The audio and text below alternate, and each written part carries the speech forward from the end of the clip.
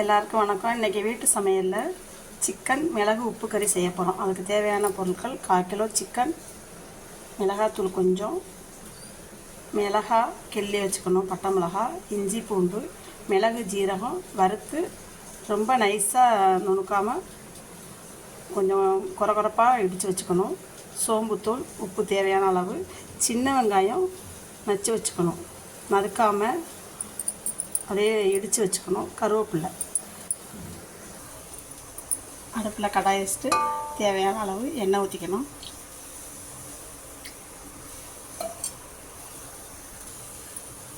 எண்ணெய் காஞ்சதும் சோம்புத்தூள் போட்டுக்கணும்.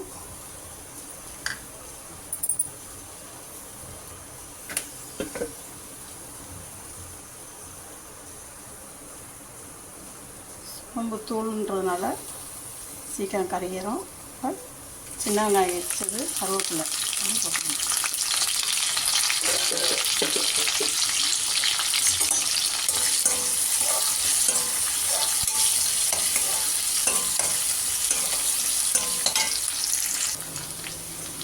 மிளகாய் போட்டுக்கணும்.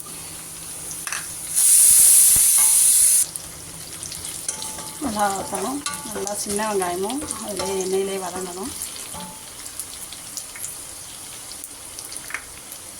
இஞ்சி பூண்டு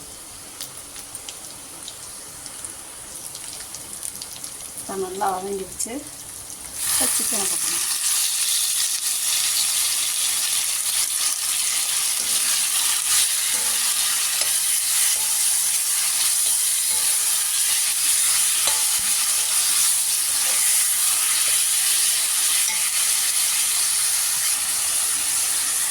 கொஞ்சோண்டு குழம்பு மிளகாத்தூள், இதுனா மதுரை மசாலா தூள், வீட்டு சமையலில் உள்ள மதுரை மசாலா தூள். லேசாக அந்த ஃப்ளேவருக்கு தான். சிக்கன் தூள் போடலைன்னா அது அந்த கலரிஸ்ட்டு தான் அந்த தூள் போடுறது. மற்றபடி டேஸ்ட்டுக்கு மிளகு ஜீரகம். இப்போ உப்பு தேவையான அளவு.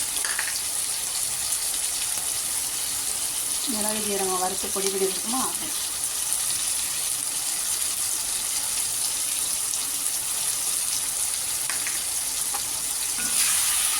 இப்போ கொஞ்சம் போட்டுறணும்.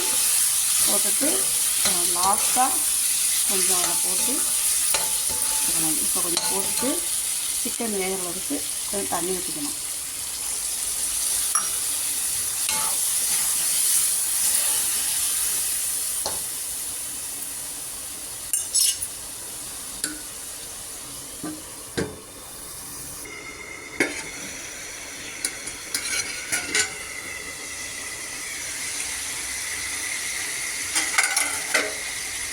நல்லா சூப்பராக இருந்துச்சு.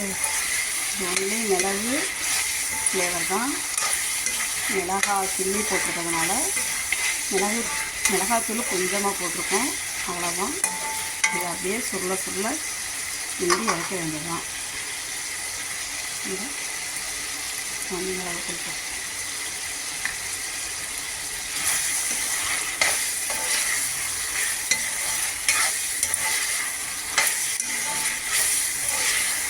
கோழி மிளகு உப்பு வறுவல், இதுக்கு பேர் உப்பு. சிக்கன் ரெடி ஆயிடுச்சு. உப்பு வறுவல், மிளகு உப்பு வறுவல் சிக்கன் ரெடி ஆயிடுச்சு. உப்பு கறி நீங்களும் செஞ்சு பாருங்கள். எப்படி இருக்குன்னு சொல்லுங்கள். ஷேர் பண்ணுங்கள், லைக் பண்ணுங்கள், கமெண்ட் பண்ணுங்கள், சப்ஸ்கிரைப் பண்ணுங்கள். தேங்க்யூ.